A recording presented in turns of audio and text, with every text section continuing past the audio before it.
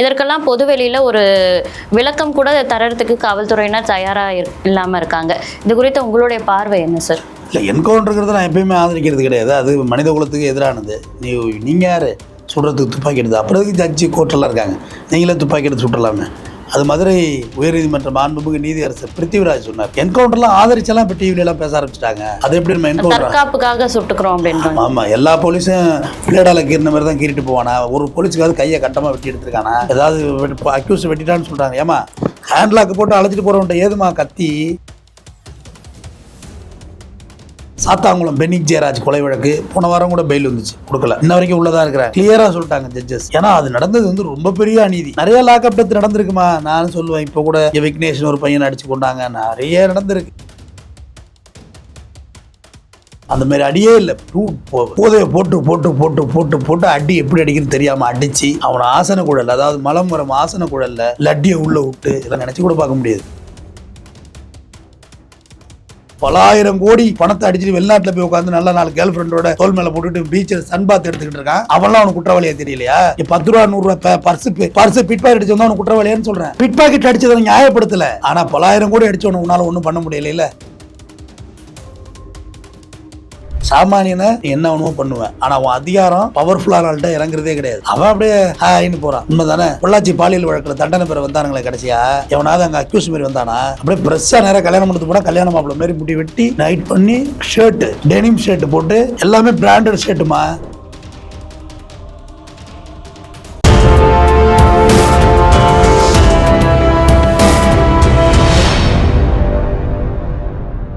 You Tamil நேயர்களுக்கு வணக்கம். இன்னைக்கு நம்ம கூட வழக்கறிஞர் தமிழ்வேந்தன் சார் அவர்கள் தான் இணைஞ்சிருக்காங்க. வணக்கம் சார். தமிழகத்தில் நாளுக்கு நாள் குற்றங்கள் அதிகரிச்சுட்டே இருக்கு. இதற்கு பொதுமக்கள் போதைப் பொருள், போதை கலாச்சாரம் இது மட்டும்தான் காரணமா அப்படின்னு எல்லாரும் பேசிக்கிட்டு இருக்க நேரத்தில் இந்த சட்ட ஒழுங்கை பாதுகாக்க வேண்டிய காவல்துறை, அந்த காவல்துறையில் நடக்கக்கூடிய குற்றங்களே நிறைய ஆயிட்டு இருக்கு இப்போ. ஆனால் இது குறித்து நிறைய பேர் பொதுவெளியில் பேசுறதே கிடையாது. காவல்துறை மரணங்கள் ஆகட்டும், இல்லை காவல்துறையில் நடக்கிற இந்த சட்டவிரோத என்கவுண்டர்கள் ஆகட்டும், இதற்கெல்லாம் பொதுவெளியில் ஒரு விளக்கம் கூட தரத்துக்கு காவல்துறையினர் தயாராக இல்லாமல் இருக்காங்க. இது குறித்து உங்களுடைய பார்வை என்ன சார்? இல்லை, என்கவுண்டருங்கிறது நான் எப்பயுமே ஆதரிக்கிறது கிடையாது. அது மனித குலத்துக்கு எதிரானது.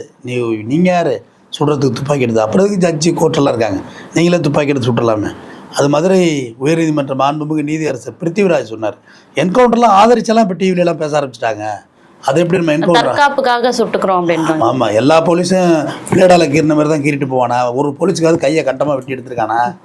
ஏதாவது அக்யூஸ் வெட்டிட்டான்னு சொல்கிறாங்க. ஏமா ஹேண்ட்லாக்கு போட்டு அழைச்சிட்டு போகிறவன்ட்ட ஏதுமா கத்தி? கையில் விலங்கு போட்டு தானே கூட்டிகிட்டு போகிறீங்க. நீங்கள் ஓட்டுக்குள்ள வரக்குள்ள மட்டும் தானே விலங்கு அவுத்துடுறீங்க. அவங்ககிட்ட எது கத்தி? அதெல்லாம் ஆப்ஷனே கிடையாது.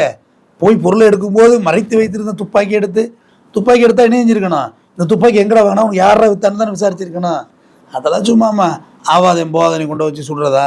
ஒரு வழக்கில் வீக்காக உள்ளவனை தான் சுடுறாங்க, ஹெவியாக உள்ள பெரிய ஆளை சுடுறாங்களா? எங்கேயாவது 10 பேர் அக்யூஸ்னு வச்சுக்கோமே ஒரு உதாரணத்துக்கு. எந்த வழக்கெல்லாம் கேட்காதீங்க, அதில் கேட்கணும் அது இல்லாதவங்க தான் கொண்டு போய் சுடுறாங்க. நான் அவன் பக்கம் நான் சரின்னு சொல்லலை, ஜஸ்டிஃபிகேஷன் பண்ணலை. நான் அவன் கொலை செஞ்சுருக்கான், ப்ரூட்டலாக மர்டர் செஞ்சுருக்கான், வீடியோவில் இருக்கிறான், நான் இல்லைன்னு சொல்லலை.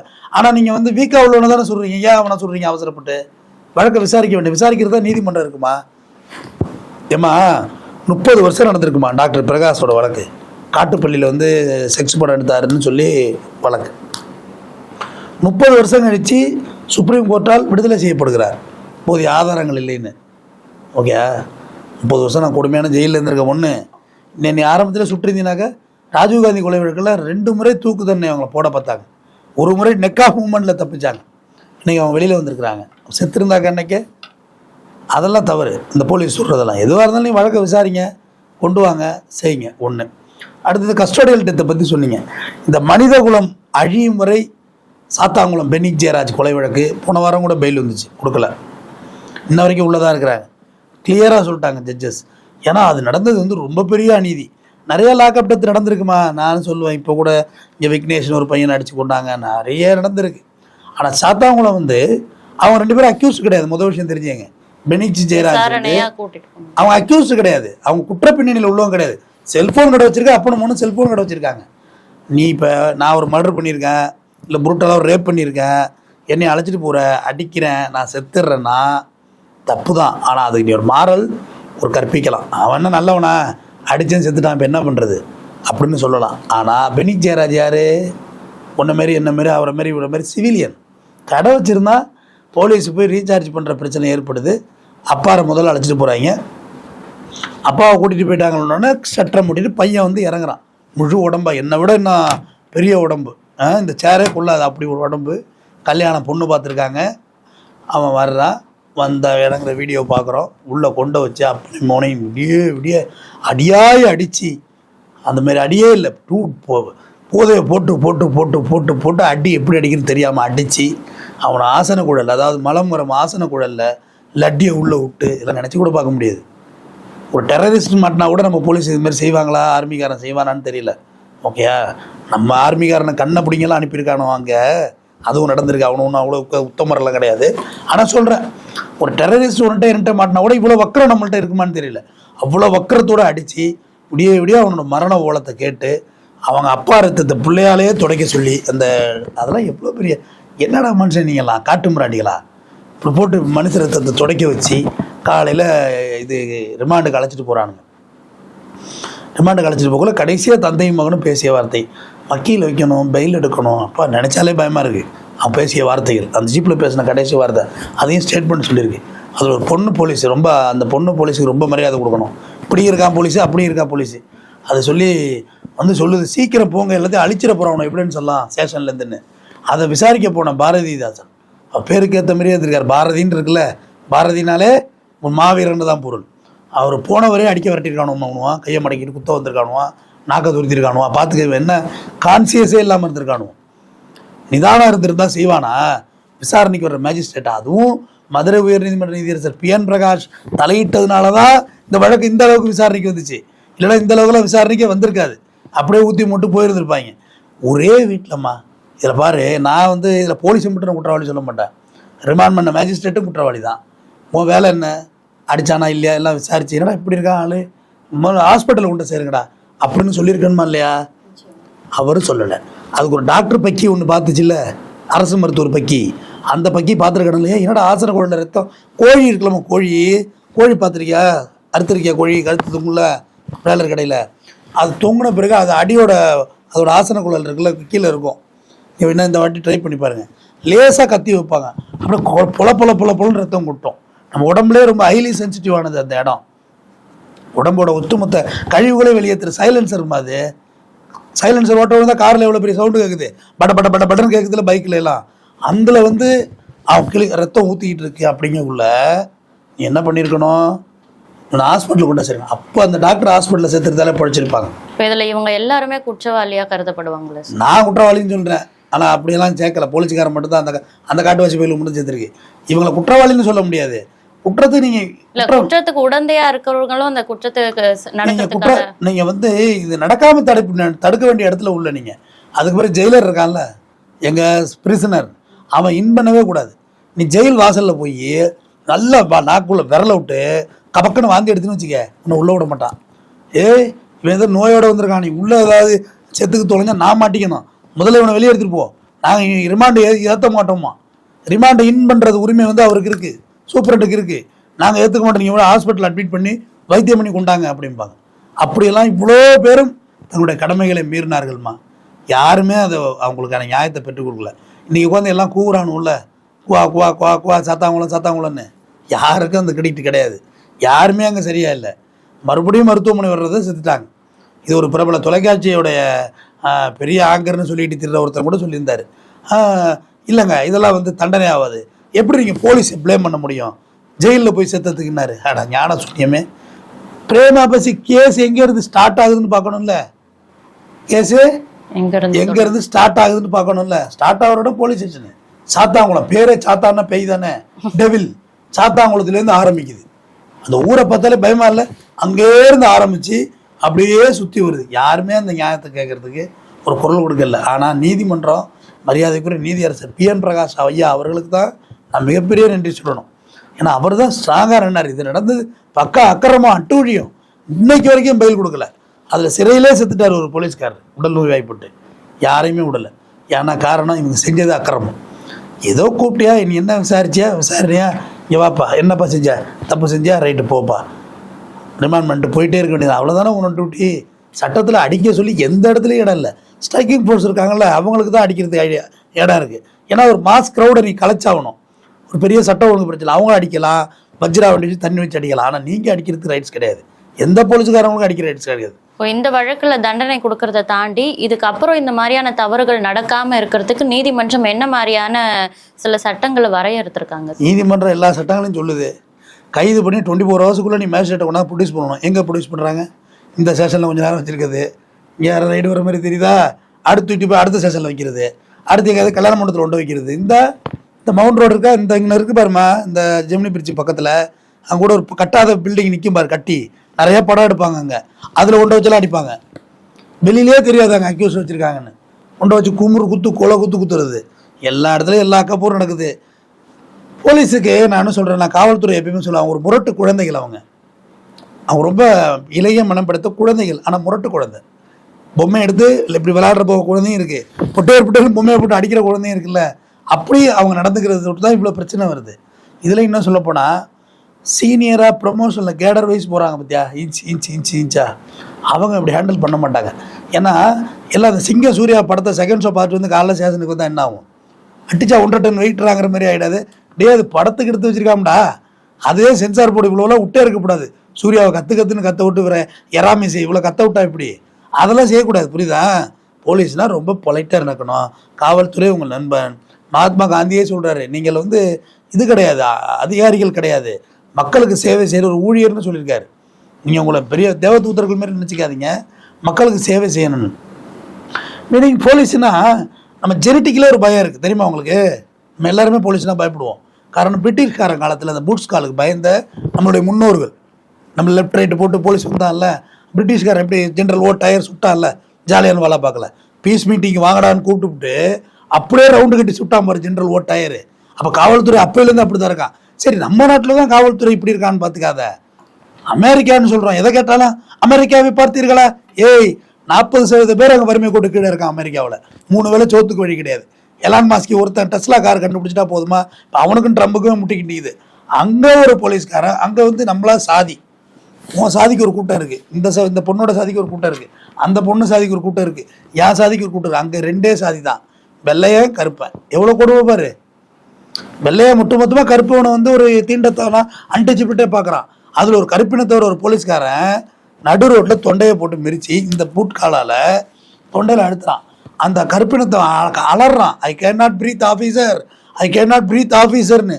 கொஞ்சம் கூட காதில் வாங்கலை, யூரின்லாம் போகுது அவனுக்கு. சம்பவ இடத்துல இறந்து போகிறான். அப்போ ஒட்டுமொத்தமாக போலீஸோட ஹேண்ட்லிங் எப்படி இருக்குது? இப்போ பிடிச்சி அனுப்புனாங்களே அமெரிக்காவிலேருந்து, ட்ரம்ப் வந்தோடனே கிழிச்சு எடுத்துருவார், உக்ரைன் போகிற நிறுத்திடுவார். ஒரே போன் தான் உக்ரைன் நிற்கும், ஒரே போன் தான் இஸ்ரேலில் காசாவில் கொல்ல மாட்டான்னாங்கல்ல. என்னத்தை கிழிச்சார் அவர்? என் பேச்சை ஒருத்தருமே கேட்க மாட்டார் அப்படின்னு அவரே சொல்கிறாரு. உன் மீட்டிங்கிலே உன் காதில் சுட்டானோடா, அவனை விசாரிச்சுல இருக்கணும், உடனே அவனை கொன்னது தப்பு தானே. அப்போ ஒட்டுமொத்தம் இப்போ ஒரு நாட்டில் உள்ளவனை நீ வெளியேற சொல்கிற, எல்லாம் வெளியேறுங்கப்பா, இந்த லிஸ்ட்டில் உள்ளவங்களாம் இன்னும் 2 நாளில் ஃப்ளைட் டிக்கெட் இருக்கா, எல்லாம் போட்டு வெளியேறு, அவ்வளோதானே ஒரு நாடு சொல்லணும். அவன் இங்கேருந்து இதுக்கு செயின் போட்டு, நம்மளாவது ஒரு ஹேண்ட்லாக்குமா, இவ்வளோதான் நம்ம ஹேண்ட்லாக்கு, இதுக்கு ஒரு செயினை போட்டு கிட்டத்தட்ட 48 மணி நேரம் குடிக்க தண்ணி இல்லாமல், உச்சா போக அவங்கள அனுமதிக்காமல், கக்கா போக அனுமதிக்காமல் கொடுமைப்படுத்தி அந்த போலீஸ் அனுப்பி தானே வச்சுதீங்க. குறைந்தபட்ச யூரின் போகணும்னு அவுத்து விட்ருக்கணும்ல ஆம்பளை பொம்பளையே. அவன் குற்றவாளியா என்ன? இங்கேருந்தா நீ நாடு கடத்துற, ஊருக்கு போகணுன்னு சொல்கிறேன். டீசெண்டாக அனுப்பிவிடு, ஜெனியூனாக அனுப்பி கை குலுக்கி, இவ்வளோ நாள் எங்கள் நாட்டில் இருந்து சம்பாரிச்சிங்க, போயிட்டு வாங்க, உங்கள் தாய்மண்ணை நோக்கி பயணிங்கன்னு சொல்கிற அந்த நாகரிகம் இல்லை. ஒட்டுமொத்தமாகவே காவல்துறை எல்லா நாட்டிலையுமே ஒரு தங்கள் ஒரு அக்ரஸிவான மனநிலையாகவே காட்டுறாங்க. அது அரசு எந்திரங்களும் அப்படியே வச்சுருக்கு. ஒரு என்கவுண்டர் நடக்குதுன்னாமா எடுத்த இடத்துல போலீஸ் எல்லாம் சுற்ற முடியாது, தெரியுங்களா? அதெல்லாம் அவங்களும் நிறைய அனுமதி நிறைய அனுமதி இருக்குது.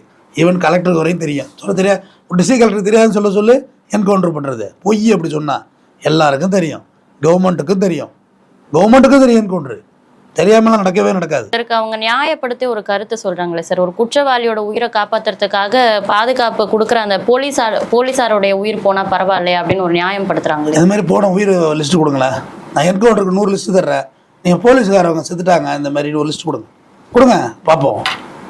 கூகுளில் கூட எடுங்க, எங்கேயாவது போயிருக்காருன்னு. லேசான ஒரு காயம் இருக்கும், அதில் இவ்வளோ பெரிய கட்டு போட்டிருக்கோம், போலீஸ் இப்படி படுத்து கிடப்பார். அதே ஒரு போலீஸ்காரன் விரலை வெட்டிட்டான், ஒரு விரல் தனியாக போயிட்டு ஒரு என்கவுண்டர் பண்ணக்குள்ளேயும் அதுக்கு ஆதாரமாக ஒரு போலீஸ் விரலே போனால் தான் என்கவுண்டர் பண்ணலான்னா என்கவுண்டர் நடக்குமா? Just imagine. பண்ண முடியுமா? பண்ண முடியாது. ஆனால் பொதுமக்களுக்கு நான் பேசுகிறது கான்ட்ரவர்சியாக இருக்கும். என்கவுண்டர் பண்ணுறதானே சரி.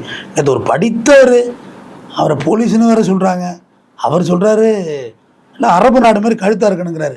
இது மன்னராட்சி நாடு, அது நம்ம அது வேண்டாம்னு சொல்லி தான் வெள்ளைக்காரன்ட்டு போராடணும். முதல்ல பிரிட்டிஷ்கிட்ட நம்ம ஏன் சுதந்திரம் வாங்கினோம்? அவன் மன்னராட்சி போல் இங்கே நடத்தினான், கலெக்டரை வச்சு நாட்டை நடத்தினான். கலெக்டர் தானேம்மா இங்கே நாட்டை நடத்திக்கிட்டு இருந்தது. அவன் என்ன ஓட்டு போட்டு தேர்ந்தெடுத்தவனா அவன் பிரிட்டிஷ்காரன்? அதுக்காண்டி தான் நம்ம போராடி இவ்வளோ பேர் உயிரை கொடுத்தாங்க. சரியா? ஆஷ்துரை யார்? ஆஷ்துரை ஒரு கலெக்டர் தானே. அவனை சொல்கிறது தானே வாஞ்சிநாதன் இன்னும் தூக்கி பிடிச்சி திடுறாங்க. அதுக்கு 2 கதை இருக்குன்னு வச்சுக்க. வாஞ்சிநாதன் சித்தத்துக்கு வாஞ்சிநாதன் மடுக்கு 2 கதை இருக்குது. அது பேசினா இன்னும் ஆழமாக போவோம். அப்போ அது வேண்டாம்னு தான் நம்ம ஜனநாயக நாடாக இருக்கோம். அரபு நாடு அவன் இன்னும் மன்னராட்சியில் வச்சு நடத்துகிறான். கழுத்தை பிடிச்சி அறுத்துட்டா சரியாயிடுமா? அது தீர விசாரிக்க நீதிமன்றம் இருக்குது, கீழமை நீதிமன்றம் இருக்குது, மாவட்ட நீதிமன்றம் இருக்குது, போக்சோ சிறப்பு நீதிமன்றம் இருக்குது, மேல்முறையீடு ஹைகோர்ட் நீதிமன்றம் இருக்குது, அதில் பெஞ்ச் இருக்குது, சுப்ரீம் கோர்ட் இருக்குது, ஃபுல் பெஞ்ச் இருக்குது, குடியரசுத் தலைவர் கருணை மனு வரைக்கும் இருக்குது. தூக்கு தண்டனை கைதிக்கு குடியரசுத் தலைவர் நினைச்சா விடுதலை செய்யலாம். இவ்வளோ அதிகாரத்தை எதுக்கு வச்சுருக்கிறது? சிஸ்டமேட்டிக் அரசியலை சட்டம் வகுத்து கொடுத்துருக்கிறது. அண்ணல் அம்பேத்கர் வகுத்து கொடுத்துருக்கிறார். இது எல்லாத்தையும் வயலேட் பண்ணுற மாதிரி நான் அரபு நாடு மாதிரி உடனே அறுத்துருவேன்னா இது எப்படி நியாயம்? பொதுமக்கள் பார்வையிலே நியாயமாக தெரியும். இதே இந்த குற்றத்தை நமக்கு நெருங்கிய நம்ம அப்பாவோ நம்ம அண்ணனோ நம்ம சித்தப்பாவோ மாமாவோ இருந்தால் இதே வார்த்தையை சொல்லுவாங்களா? சொல்லுங்கள். எல்லா வழக்கும் உண்மை வழக்கில் தான் ஜெயிலில் இருக்கானுங்களா? மொத்தம் 2000-3000 பேர் தான் அந்த ஜெயிலில் இருக்காங்க. பாக்கி பேர்லாம் இங்கே உத்தமர்களா? பல ஆயிரம் கோடி பணத்தை அடிச்சுட்டு வெளிநாட்டில் போய் உட்காந்து நல்ல 4 கேர்ள் ஃப்ரெண்டோட தோல் மேலே போட்டுட்டு பீச்சில் சன்பாத் எடுத்துக்கிட்டு இருக்கான். அவன்லாம் அவனுக்கு குற்றவாளியாக தெரியலையா? இங்கே 10 ரூபா 100 ரூபா பர்ஸு பிட் பாக்கெட் அடிச்சு வந்தால் அவனுக்கு குற்றவாளியான்னு சொல்கிறேன். பிட் பாக்கெட் அடிச்சதை நியாயப்படுத்தலை. ஆனால் பல ஆயிரம் கோடி அடித்தவனு உன்னால் ஒன்றும் பண்ண முடியல. அதிகாரம் பணம் நீரவ முடியும். என்ன பண்ணிட்ட? விஜய் மல்லையாவை என்ன பண்ணிட்டான்? நல்லா 4-5 ஃபிகரோட 2 பீஸில் நல்லா பீச்சில் படுத்துக்கிட்டு சன்பாத் எடுக்கிறானே, ட்விட்டர் போடுறான் ஒரு மேட்ருக்கு. நீ என்ன பண்ணிட்ட? அவனையெல்லாம் என்ன பண்ணிட்ட? அஸ்வத் மேத்தாவை என்ன பண்ணிவிட்ட? சொல்லுங்கள். ஒன்றும் பண்ண முடியல உங்களால். இப்போ அதிகாரத்தோட உச்சத்தில் இருக்கிறவங்க எத்தனை கோடி வேணுமோ வாங்கிட்டு போயிட்டு இருக்கலாம் ஏரோப்ளேன் ஏறி. ஆனால் ஒரு ஏழைப்பாடே நீ வந்து ரோட்டில் இந்த இருக்குல்ல பிளாட்ஃபார்ம், இது லைவாக பார்த்தேன். சைதாப்பேட்டை நீதிபதி இதை சொன்ன வார்த்தையை நான் அந்த கோர்ட்டில் இருந்தேன். ரோட்டோரத்தில் கடை போட்டிருக்கவங்களாம் அத்துமீறி போட்டிருக்காங்கன்னு சொல்லி ஒரு ஃபைன் கேஸுமா அது வந்து அழைச்சிட்டு வருவாங்க. 500 ரூபா 1000 ரூபா 5000 ரூபா அவதாரம் போடுவாங்க, போயிடுவாங்க. அப்போ அவர் கேட்டார், அந்த பெரிய ஜவுளி கடை எல்லாம் இருக்குல்ல, மிகப்பெரிய ஜவுளி கடை நகைக்கடை, அவங்களாம் ரோட்டில் அத்துமீறவே இல்லையா? பார்க்கிங் ரோட்டில் போட்டு வச்சு இல்லையா? கண்ணை மூடிட்டா இருந்தீங்க, இவங்க தான் அத்துமீறினாங்களா அப்படின்னு. இல்லை லார்ட்ஷிப் அவங்க இப்படி தான் பண்ணுறாங்க போக்குவரத்துன்னு. அவர் சொன்னார், போலீஸ் நீங்கள்லாம் எவ்வளோ நல்லவங்கன்னு எனக்கு தெரியும். எங்கள் அப்பாவும் பிளாட்பாரத்தில் கடை போட்டு தான் எங்களை எல்லாம் படிக்க வச்சார். ஒரு ஜட்ஜி சொல்கிறாருங்க, எங்கள் அப்பா பிளாட்பாரத்தில் துணி கடை வச்சு தான் என்னை படிக்க வச்சார். நீங்கள் எப்படி நடந்துக்குவீங்க சாமானியர்கள்ட்டங்கிறது எங்களுக்கு தெரியும். இவங்கெல்லாம் அழைச்சிட்டு வராதிங்கன்னு ஒரு முறை சார் அழைச்சிட்டு வந்ததுக்காண்டி தலைக்கு 500 ரூபா ஃபைன் கட்டி அழைச்சிட்டு போம் அப்படின்னு சொல்கிறாரு. அப்போ எல்லாருக்குமே என்ன பார்வை இருக்குது? சாமானியனை நீ என்ன வேணுமோ பண்ணுவேன், ஆனால் அவன் அதிகாரம் பவர்ஃபுல்லான ஆள்கிட்ட இறங்குறதே கிடையாது. அவன் அப்படியே ஹாயின்னு போகிறான். உண்மை தானே? பொள்ளாச்சி பாலியல் வழக்கில் தண்டனை பெற வந்தானுங்களே கடைசியாக, எவனாவது அங்கே அக்யூஸ் மாரி வந்தானா? அப்படியே ப்ரெஸ்ஸாக நேராக கல்யாணம் பண்ணது போனால் கல்யாண மாப்பிள்ளை மாரி முடி வெட்டி நைட் பண்ணி ஷர்ட்டு டெனிம் ஷர்ட்டு போட்டு எல்லாமே பிராண்டட் ஷர்ட்டுமா. பீட்டர்லாண்டெல்லாம் தோற்றுரும். அதை விட காஸ்ட்லி ஷர்ட்டு பார்த்தா தெரியும். ஒரு மேல் போடுற சட்டை ஒரு மேலுக்கு தெரியும். பிராண்ட் சட்டை போட்டு அப்படி நீட்டாக வர்றானுங்களே. கொஞ்சம் கூட உன் மனசில் குற்ற உணர்ச்சியோ மனசாட்சியோ இருக்கா? வர்றீங்களா அவ்வளோ தைரியமாக? அப்போ அதிகாரம் இருக்கிற இடத்துல சந்தோஷமாக இருக்காங்க. அதிகாரம் இல்லாத ஏழைப்பாடிக்கிட்ட பாயிருது, பாய்ச்சலில் பாயிருது. எவனோ ஒருத்தான் அன்றைக்கி தான் குடும்பத்தோட ஏம்மா திருச்சியில் மணி ஆகிட்டு வேறு, திருச்சியில் வந்து குடும்பத்தோடு போகிறாங்க பைக்கில், ஹெல்மெட்டு போடல, போலீஸ் மறைச்சிருக்காங்க, அவங்களுக்கு தெரியலை. ஆக்சுவலாக எட்டிட்டு உதைக்கிறான் ஒரு போலீஸு அந்த பைக்கை, கீழே விடுறாங்க. நடு ரோட்லேயே வயிற்றில் இருந்த குழந்தை, நிறைமாத குழந்தை செத்தே பிறகுது, தாயும் இறந்து போகுது சம்பவ இடத்துலையே. இதுக்கு பதில் சொல்ல முடியுமா? இது பேர் அட்ராசிட்டி இல்லையா? அது நீ அக்கிரமம் இல்லையா? அது நிறுத்தாமல் போனால் போகிறானே, என்ன கெட்டு போச்சு? ஒரு பைக்கு போனதுனால என்ன ஆகிட போகுது? அவன் 10 கணக்கில் கஞ்சாவை கடத்திக்கிட்டு இருக்கான். அங்கிட்டும் இங்கிட்டும் 10 கணக்கில் செம்மரக்கட்டையை கடத்தினா.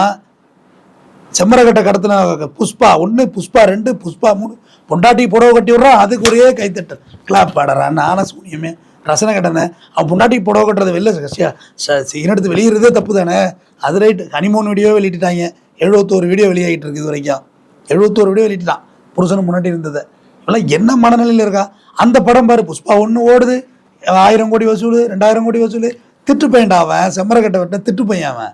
அவனையெல்லாம் இங்கே ஏற்றுக்கிறாங்கல்ல. நீ கொஞ்சமாக திருடுற வரையும் உன்னை திருடன்னு சொல்லி உன்னை இது ரெக்கக்னைஸ் பண்ண மாட்டாங்க. நீ பெரிய ஆளாக திட்டினா ஐயா வந்துருக்காரு, ஐயா வந்துருக்கு, ஐயாவுக்கு வந்துருக்கு, ஐயாவுக்கு இந்த காப்பி கொடுங்க, அந்த காப்பி கொடுங்க. இங்கே பணத்தை வைத்து தான் மதிப்பிடப்படுகிறது. இப்படித்தான் சம்பாதிக்க வேண்டும் என்று பெற்றோர்கள் சொல்லிக் கொடுப்பதில்லை. எப்படியோ சம்பாரிச்சிரு, எது தெரியுதோ தெரியலையோ சம்பாதிக்க கற்றுக்கோ அப்படின்னு எம்மாறாத ஒரு டைலாக் இருக்கும். ஆனால் அது ரொம்ப தப்பு. சரிட்டா? சம்பாதிக்கிறதும் ஒரு அறம்படி இருக்கணும். காவல்துறையில் நேர்மையான காவலர்கள், தன்னுடைய 24 hours டியூட்டி பார்க்குறவங்க எவ்வளோ பேர் இருக்கிறாங்க. நல்ல காவலர்களை நிறையா பேர் தெரியும். ஒரு சிலர் செய்யும் அட்டூழியங்களால் ஒட்டுமொத்தமாக அந்த துறையை நம்ம குற்றமும் சாட்ட முடியாது. பிறகு ஒரு நல்ல சந்தர்ப்பத்தில் சந்திக்கிறேன். நன்றி. அதிகார பலத்தால் மனித உரிமைகளை மீறும் காவல்துறையோட அராஜக போக்கு குறித்த நிறைய விஷயங்களை எங்கள் கூட உங்களுடைய நேரம் ஒதுக்கி பகிர்ந்துக்கிட்டதுக்கு ரொம்ப நன்றி சார்.